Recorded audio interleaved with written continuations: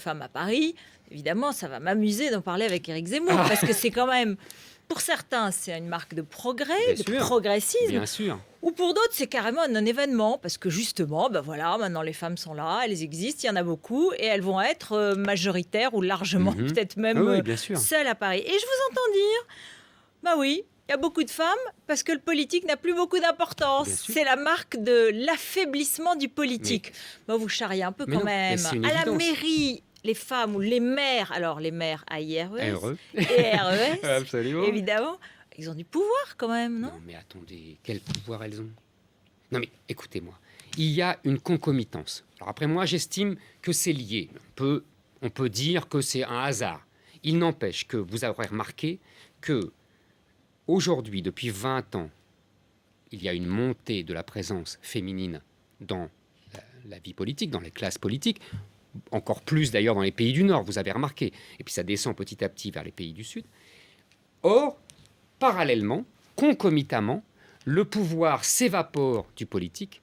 Mais c'est aussi la progression de la société, tout simplement. Mais je sais que je connais votre thèse sur l'affaiblissement du politique, ça se discute.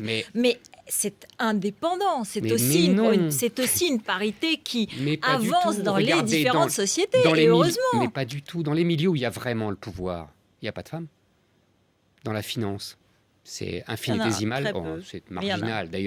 D'ailleurs, les féministes m'ont beaucoup amusé en 2008. Elles ont dit s'il y avait eu des femmes dans la finance, il n'y aurait pas eu la crise. Donc, voyez, on ne peut pas dire tout et tout le contraire de tout. Donc, vous voyez, mais parce que je pense qu'il y a un lien. Alors là, on remonte à la nuit des temps entre le pouvoir et la virilité. Je pense que, en fait, les hommes ont inventé le pouvoir. Mais ça vous inquiète, rassurez-moi. C'est-à-dire que le pouvoir ne doit pas rester seulement dans la main des hommes. Mais bien sûr que si, sinon il se dilapide. Les femmes sont les régentes. C'est dans l'histoire de France, ça a toujours été comme ça. Oui, mais il faut le partager. Elles n'expriment pas le pouvoir. Elles n'incarnent pas le pouvoir. C'est comme ça. Je vous dis, le pouvoir s'évapore dès qu'elles arrivent. Attention, il y a des exceptions. Hein, comprenez bien ce que je dis. Je parle de dominant, de domination, c'est-à-dire du féminin et du masculin. Ça serait plus exact de dire comme ça. Le masculin est lié au pouvoir. Il peut y avoir des femmes qui exercent un pouvoir. Parce qu'elles ont des valeurs masculines. Voilà, exactement. C'est plus précis de le dire comme ça. Et quand le féminin les valeurs domine... féminines, elles sont incompatibles avec le pouvoir. Elles sont incompatibles avec, l'incarnation du pouvoir.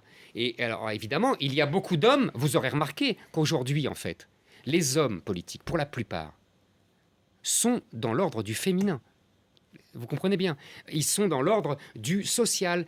En fait, les politiques aujourd'hui sont des grandes assistantes sociales. On va écouter